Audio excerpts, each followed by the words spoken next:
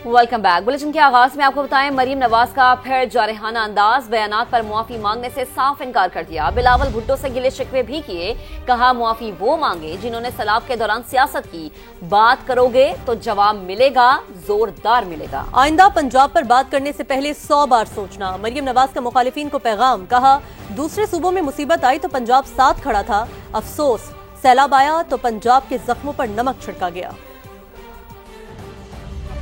पंजाब में बदतरीन सैलाब आ गया, पंजाब पे आफत आ गई। एक सूबे के लोगों ने न सिर्फ ये कि पंजाब हुकूमत पर गलत तनकीद की, उसके जख्मों पे नमक छिड़का। लोगों को गुमराह करके जो सड़कों पे निकाला गया कि पंजाब के खिलाफ बात करो। मैं पंजाब के अवाम को अकेला नहीं छोड़ सकती। बात करोगे तो जवाब मिलेगा और जोरदार जवाब मिलेगा। कहा गया कि हम वॉकआउट कर रहे हैं, मरियम नवाज शरीफ माफी मांगे। भाई मरियम नवाज शरीफ क्यों माफी मांगे? माफी वो तर्जुमान मांगे जिन्होंने सैलाब के दौरान पंजाब के अवाम पे आई हुई आफत के दौरान पंजाब के अवाम पर तनकीद की। आइंदा पंजाब के ऊपर बात करने से पहले 100 बार सोच लेना। पीपल्स पार्टी का वज़ीर आला पंजाब के बयानात पर कौमी असम्बली से वॉकआउट और ईवान में आर्जी वापसी। नवीद कमर ने कहा नायब वज़ीर आज़म की दरख्वास्त पर पीपी अरकान ईवान में लौट आए। हुकूमत से मुज़ाकरात के बाद भी हालात जू के तू हैं, जब तक ये मसला हल नहीं होता ईवान का हिस्सा नहीं बन सकते। इसहाक डार कहते हैं तमाम मामलात इफ़हाम व तफ़हीम से हल हो सकते हैं, गोलाबारी और जवाबी गोलाबारी रोकना होगी। उस्मान जावेद मलिक की रिपोर्ट देखिए। हुकूमती इत्तेहादियों में लफ्जी गोलाबारी पर पार्लिमानी फासले बरकरार। पीपल्स पार्टी का कौमी असम्बली के इजलास से दोबारा वॉकआउट। नवीद कमर का कहना है मरियम नवाज के बयान के बाद होने वाले मुज़ाकरात बेसूद रहे। हुकूमत ने अपनी तरफ से एक टीम जरूर भेजी थी जिसके साथ हमारा डायलॉग हुआ। सारी चीज का अभी तक ग्राउंड पे कोई डिफरेंस नहीं आया। हम तब तक हाउस का हिस्सा नहीं बन सकते जब तक इस मसले को हल न किया जाए। जाले बदस्तूर नाराज तो मनाने के लिए हुकूमती जतन भी जारी। नायब वज़ीर आज़म इसहाक डार पुरुमीद कहते हैं बस अल्फाज और लहजे दुरुस्त हो जाएं तो बात बन जाएगी। गोलाबारी फिर जवाबन गोलाबारी वो सारी रोकनी पड़ेगी तो इंशाल्लाह ये रुक जाएगी। जब इशू तो फिर हम आपस में मिलकर इश्यूज को हल भी कर लिए करते हैं। मेरे नजदीक को सीरियस इशू नहीं है। इंशाल्लाह हम इसको पीपल्स पार्टी की लीडरशिप के साथ और मुस्लिम लीग नून की लीडरशिप के साथ कम्युनिकेशन करके रिजॉल्व करेंगे। जी कौमी असम्बली इजलास में शिरकत के हवाले से जियालों का कहना है वो मसला फलस्तीन और पाक सऊदी दिफाई मुआहदे से मुताल्लिक पॉलिसी बयान सुनने के लिए नायब वज़ीर आज़म की दरख्वास्त पर ऐवान में आए। किसी भी कार्रवाई का हिस्सा वो तहफ़्फ़ुज़ात दूर होने पर ही बनेंगे। उस्मान जावेद मलिक, समा, इस्लामाबाद। एक और अहम मामले की बात करते हैं। गजा अमन मुआहदे के लिए ट्रंप ने जो 20 नुकात दिए वो मिनो अन हमारे नहीं तब्दील किए गए हैं। 8 मुस्लिम ममालिक ने जो ड्राफ्ट तैयार किया इस पर फोकस रखेंगे। नायब वज़ीर आज़म इसहाक डार का कौमी असम्बली में पॉलिसी बयान, कहा ट्रंप के नुकात पर ट्वीट के वक्त वज़ीर आज़म सफर में थे, उन्हें इल्हाम नहीं था कि ये हमारे नुकात नहीं। वाज़ेह किया कि फ़लस्तीन पर पाकिस्तान की पॉलिसी में कोई तब्दीली नहीं हुई, हमारी वही पॉलिसी है जो कायदे आज़म की थी। गजा तो इंटरनेशनल जमीर का कब्रिस्तान बन चुका है। यूनाइटेड नेशन फेल हो चुका है, यूरोपियन यूनियन फेल हो चुका है, अरब मुमालिक फेल हो चुके हैं वहाँ खून बंद करवाने के लिए। US perhaps the last hope now. ये एक नोबल मिशन था इस विजिट का कि कोशिश करें कि हमारे साथ अगर कुछ मुमालिक मिलके प्रेसिडेंट ट्रंप को एंगेज करके उनको इन्वॉल्व करें। 8 मुमालिक थे उस मीटिंग में। प्रेसिडेंट ट्रंप ने पॉजिटिव रिस्पॉन्स दी। उसने कहा कि कोई आप वर्केबल सोल्यूशन दें। अगले दिन मीटिंग तय हुई दोबारा, तो उन्होंने एक प्रपोजल दिया जो कि 20 पॉइंट प्रपोजल था। बजाय ये कि हम कंप्लीटली एक नया ड्राफ्ट बनाते उसमें कई दिन लगते, तो हमने कहा कि इस फ्रेमवर्क के अंदर रहते हैं, जो चीजें हमारी विश लिस्ट है उसको हम डालते हैं। फाइनल जो ड्राफ्ट बना 8 मुल्कों की तरफ से 20 पॉइंट जो ट्रंप साहब ने जो पब्लिक की हैं ये हमारे नहीं हैं। स्टेटमेंट हमारी रात 1 बजे फाइनल हुई। 29 सितंबर को पाकिस्तान के बिहाफ पे उस रात को दी गई। प्राइम मिनिस्टर साहब ने कौम की भरपूर नुमाइंदगी की, जहां कश्मीर का मसला उठाया वहां फलस्तीन का मसला भी उठाया। इसराइल को बाय नेम क्रिटिसाइज किया गया, वो भी ट्रांजिट पे थे। प्रेसिडेंट ट्रंप ने ब्रॉडर ट्वीट की, उसके जवाब में उन्होंने वो ट्वीट कर दी। उनको कोई हैरान तो नहीं होना था उस वक्त कि जी वो 20 पॉइंट वो नहीं है जो हमने 8 मुल्कों ने भेजे। पाकिस्तान अपनी हम पूरी कोशिश कर रहे हैं, ये हमारा जिम्मेदारी है। क्या हमने तमाशा देखना है, स्टेटमेंट्स देनी है और सियासत करनी है? ये एक प्रैक्टिकल अमल है। बिगनिंग अल्हम्दुलिल्लाह मैं समझता हूं अच्छी है, इसमें सियासत की गुंजाइश नहीं है। आपको बताएं कि नायब वज़ीर-ए-आज़म इसहाक डार का कहना है कि सऊदी अरब से दिफाई मुआहिदा अचानक नहीं हुआ, इस पर तवील अरसे से बातचीत चल रही थी। कई ममालिक ने पाकिस्तान से दिफाई मुआहिदों की ख्वाहिश का इजहार किया है। इतने मुल्क मिल गए तो ये एक नया नेटो बन जाएगा। पाकिस्तान जल्द 57 इस्लामी ममालिक की क़यादत करेगा।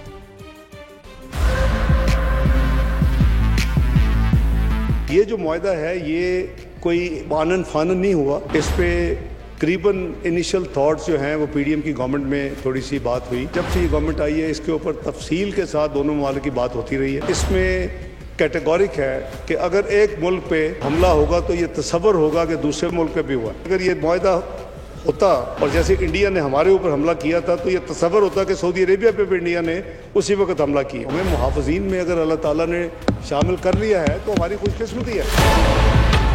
कई ममालिक ने इस मुआहिदे के बाद इंटरेस्ट शो किया कि वो भी पाकिस्तान के साथ ऐसा मुआहिदा करना चाहते हैं। कुछ अरब ममालिक भी हैं, कुछ नॉन अरब ममालिक भी हैं जो कि इस्लामी ममालिक। अगर इतने ममालिक मिल जाए तो वैसे ही शायद ईस्टर्न नेटो बन जाएगा। ये मेरा तो ईमान है कि Pakistan has to lead Islamic उम्मा वन डे इंशाअल्लाह। आप एटमी कुव्वत, मिसाइली कुव्वत हैं, अब आपको मुआशी कुव्वत बनना है और मुआशी कुव्वत यूनिटी के साथ होगी। मुआशी कुव्वत लड़ाइयों के साथ नहीं होनी। हमें मिल के पाकिस्तान को लेके जाए और इसका पोटेंशियल है।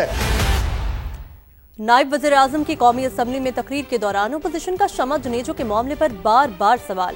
इसहाक डार ने कहा, आपके जहन पर शमा सवार है, खंबे नजर नहीं आते। यूएन सेक्रेटरी जनरल को लिखे खत में खातून का नाम शामिल नहीं था। असद कैसर ने हसास तरीन वक्त में गैर संजीदा खातून की शमूलियत पर तहकीकात का मुतालबा कर दिया। दोनों रहनुमाओं के दरमियान होने वाली लफ्जी गोलाबारी आपको भी दिखाते हैं। शमा को बात आप शमा आती है, वो अंधेरा नजर नहीं आता तो आ जाएगा ना आखिर में। शमा जुनेजो वाला इशू है जो इन्होंने बहुत ही लाइटली लिया। शमा आती है नजर, आपको और कुछ नहीं नजर आता। वहाँ वो खंबे लगे हुए वो नजर नहीं आते, शमा नजर आती है आपको। ख्वाजा आसिफ साहब एक फरमा रहे हैं, फॉरेन मिनिस्ट्री है उसकी दूसरी स्टेटमेंट है। तो डेलीगेशन जाता है यूएनजी में, ऑफिशियल डेलीगेशन, उसके लिए वजीर खारजा लेटर ऑफ क्रेडेंस इशू करता है। वो लेटर मैंने साइन किया है, वो मौजूद है रिकॉर्ड के लिए। आपने देखना हो तो मैं आपको दिखा दूंगा। वो खुद फरमा रही है कि अगर नेतन्याहू के साथ मेरी मुलाकात हो तो मैं सेल्फी खिंचवाऊंगा, तो वहां से शुकूक व शुबात शुरू हो गए। लेटर ऑफ क्रेडेंस में उस खातून का नाम नहीं था। कह रही है कि मैं प्राइम मिनिस्टर की स्पीच राइटर हूँ, इसकी तो एक्सप्लेनेशन नहीं हुई। थोड़ा सा सबर, उसका भी जवाब देता हूँ। इतनी संजीदा और सीरियस डेलीगेशन में वो किस तरह गई, किसके हुक्म पे गई और उसकी कौन उसको लेके गया और कौन इसके रिस्पॉन्सिबल है, इसकी प्रॉपर इंक्वायरी होनी चाहिए। शमा आती है, वो अंधेरा नजर नहीं आता तो आ जाएगा ना आखिर में। शमा भी आ जाएगी। आगे बढ़ते हुए एक और अहम मामले की बात करेंगे। मुज़ाकराती टीम और ज्वाइंट एक्शन कमेटी में मुज़ाकरात का दूसरा दौर। तारिक फजल चौधरी कहते हैं कि हम कश्मीरी अवाम के हुकूक के मुकम्मल हामी हैं। इनके ज्यादातर मुतालबात पहले ही मंजूर किए जा चुके हैं। उम्मीद है एक्शन कमेटी तमाम मसाइल को पुरअमन मुकालमे से हल करेगी। तारिक फजल चौधरी ने कहा, जिन मुतालबात के लिए आईनी तरमीम दरकार हैं उन पर बातचीत जारी है। हम समझते हैं कि तशद्दुद किसी मसले का हल नहीं।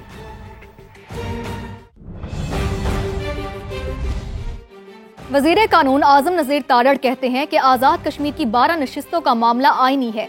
इस मामले पर बहुत सोच समझ कर बात करनी चाहिए। उन अफराद का कश्मीर से ताल्लुक इस तरह खत्म नहीं किया जा सकता। ये जो 12 नशिस्तें हैं, इसकी जो कॉन्स्टिट्यूंसीज हैं, ये सब वोटर हैं जो कि कश्मीर से ताल्लुक रखते हैं, जो कश्मीर कॉज के लिए अपने घर बार छोड़ के उन इलाकों में जाके आबाद हुए और पाकिस्तान ने उन्हें मेहमानों के तौर पे वहाँ पे आबाद किया। उनका कश्मीर से ताल्लुक ख़त्म नहीं किया जा सकता इस तरह से। इसके लिए एक ब्रॉडर कॉन्स्टिट्यूशनल पैकेज जो कि बहुत लार्ज स्केल होना चाहिए, जिसमें तमाम जो कश्मीरी क़यादत है वो शामिल हो। और जिन लोगों को आप कह रहे हैं कि अब इन्हें वोट का हक नहीं होना चाहिए या इन्हें असम्बली में नशिस्त नहीं देनी चाहिए, उनके नुमाइंदगान से भी बात होनी चाहिए। तो मैं नहीं समझता कि इसे इस तरह उजलत में करना चाहिए। और सबसे बड़ी बात यह है कश्मीर कॉज के साथ जो जुड़े हुए हैं हम, ये उसको भी नुकसान पहुंचाएगी। नेशनल प्रेस क्लब इस्लामाबाद पर वफाकी पुलिस के धावे और सहाफियों पर तशद्दुद के खिलाफ मुल्क के मुख्तलिफ शहरों में यौम सियाह मनाया गया। इस्लामाबाद में प्रेस क्लब के बाहर भरपूर एहतजाज किया गया, जिसमें रावलपिंडी, इस्लामाबाद के सहाफियों की बड़ी तादाद ने शिरकत की। मुकर्रिरीन ने कहा यह हमला आज़ादी सहाफत पर हमला है और सहाफियों पर तशद्दुद दहशतगर्दी के मुतरादिफ है। Pakistan federal union of journalist की कॉल पर लाहौर प्रेस क्लब के सामने भी एहतजाज किया गया, जिसमें सहाफ़ी तंजीमों के रहनुमाओं समेत मुख्तलिफ शोबाए जिंदगी से ताल्लुक रखने वाले अफराद ने शिरकत की। मुकर्रिरीन ने नेशनल प्रेस क्लब पर पुलिस धावे और सहाफ़ियों पर तशद्दुद की शदीद मजम्मत की। कराची प्रेस क्लब के सामने भी सहाफ़ी तंजीमों की जानिब से एहतजाजी मुजाहिरा किया गया। मुजाहिरे में इंसानी हुकूक समेत मुख्तलिफ तंजीमों के नुमाइंदगान भी शरीक हुए। कोयटा में भी बलोचिस्तान यूनियन ऑफ जर्नलिस्ट की जानिब से शदीद एहतजाज किया गया। मुल्तान, मानसेहरा, शिमाली वजीरिस्तान और लकी मरवत में भी सहाफियों ने सियाह परचम लहराए और पुलिस गर्दी के खिलाफ शदीद एहतजाज किया। जबकि सदर PFUJ अफजल भट्ट ने नेशनल प्रेस क्लब इस्लामाबाद पर पुलिस के धावे को मुल्क भर की सहाफी बिरादरी के घरों का तकद्दुस पामाल करने के मुतरादिफ करार दे दिया। कहा यह मसला अब सिर्फ चंद अहलकारों की मअतली या एक FIR के अंदराज से हल नहीं हो सकता। नेशनल प्रेस क्लब पर होने वाला ये पुलिस का अटैक पाकिस्तान के किसी भी प्रेस क्लब पर आखिरी अटैक साबित होना चाहिए। ये पाकिस्तान भर के 40,000 मीडिया वर्कर और जर्नलिस्ट के घरों की चादर और चार दीवारी का तकद्दस पामाल हुआ है। हमारा मसला ये नहीं है कि 2-4 पुलिस एहलकारों को आप साइड पे कर दें। हमारा मसला ये भी नहीं है कि हमारे जज्बात ठंडे करने के लिए एक FIR काट दी जाए। अगर हुकूमत सिंसियर है, अगर सियासी जमातें सिंसियर होंगी तो हमारे उस चार्टर ऑफ डिमांड को लेकर फिर हम उनसे बात करेंगे कि पाकिस्तान के किसी भी प्रेस क्लब में क्या पुलिस को दाखिले के लिए किन SOPs का ख्याल रखना होता है, वो सारी चीजें हम तैयार कर रहे हैं। Secretary general Pakistan federal union of journalist Arshad Ansari का कहना है कि नेशनल प्रेस क्लब इस्लामाबाद पर पुलिस की जानिब से जो दहशतगर्दी की गई उसकी मिसाल नहीं मिलती। वज़ीर आज़म वाक़े का नोटिस लेते हुए जुडिशल इंक्वायरी करवाने का ऐलान करें। ये एक ऐसा बदतरीन वाक़या है जिसकी 78 साल में माजी में कोई ऐसी मिसाल नहीं मिलती। इनके पीछे पूरी हुकूमत और इनके पीछे IG, DIG इनकी ये माँ पे ये अंदर दाखिल हुए। वज़ीर आज़म पाकिस्तान से मैंने पहले भी मुतालबा किया है कि इसकी जुडिशल इंक्वायरी भी कराए कि ये आया कि ये वाक़या क्या था। और इस्लामाबाद प्रेस क्लब PFUJ इन तमाम अफसरान के, इन वुज़रा के और जो दाखिल हुए इनके खिलाफ FIR दर्ज करवाए। आगे बढ़ते हैं। मार्का हक में बदतरीन शिकस्त की हजीमत, भारत के हवास बहाल न हो सके। झूठ के चैंपियन भारत का एक और झूठ। भारतीय एयर चीफ ने पाकिस्तान के वो तैयारे भी मार गिराने का दावा किया जो उड़े ही नहीं थे। जंग के 150 दिन बाद नया शोशा छोड़ दिया। भारत के नुकसान से मुतल्लिक सवाल पर चुप लग गई।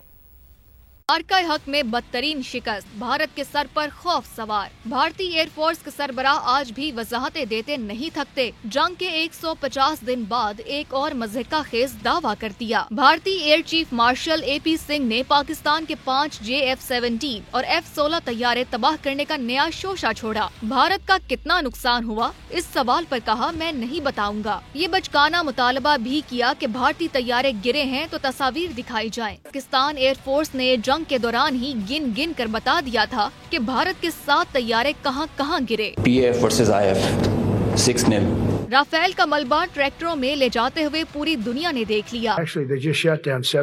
भारत के chief of defence staff Anil Chauhan खुद तस्लीम कर चुके हैं। राहुल गांधी समेत कई ओपोजिशन रहनुमा एक अरसे से पूछ रहे हैं हमारे राफेल किधर गए, लेकिन मोदी सरकार खामोश है। वज़ीर आज़म पाकिस्तान ने सबसे बड़े आलमी प्लेटफॉर्म अक़वाम मुत्तहिदा में डंके की चोट पर कहा, शाहीनों ने 7 भारतीय तैयारों का शिकार किया। Repulsing the enemy's attack under Air Chief Marshal Zahir Babar Sidhu, our Falcons took flight and etched their answer across the skies, resulting in 7 of the Indian jets turned to scrap and dust. Pakistan ने जो कहा सबूत दिखाकर साबित भी किया, लेकिन मोदी सरकार और भारतीय फौज को आज भी झूठे दावों और खोखले नारों पर इन्हिसार है।